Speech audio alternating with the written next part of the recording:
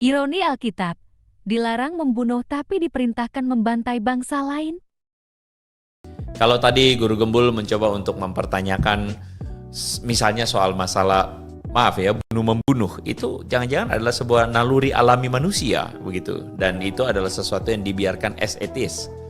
Nah, kekristenan dengan clear mengatakan bahwa narasi tentang misalnya contoh yang membunuh atau secara alamiah itu bukan sesuatu yang serta-merta memang harus kita hidupi.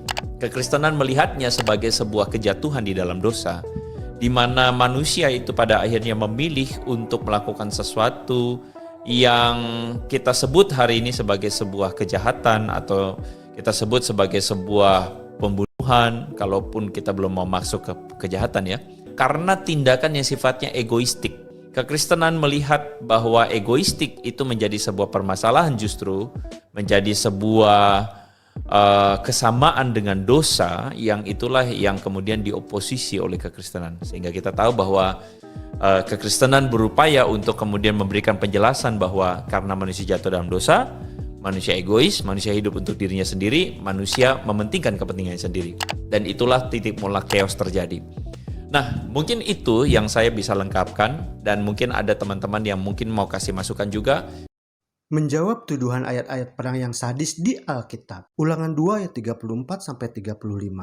Pada waktu itu kita merebut segala kotanya dan menumpas penduduk setiap kota, laki-laki dan perempuan serta anak-anak. Tidak ada seorang pun yang kita biarkan terluput. Hanya hewan kita rampas bagi kita sendiri, seperti juga jarahan dari kota-kota yang telah kita rebut. Mungkin kita pernah mendengar atau membaca komentar dari beberapa orang bahwa bunyi ayat perang yang tertulis di Alkitab tersebut sungguh sangat terdengar kejam dan sadis.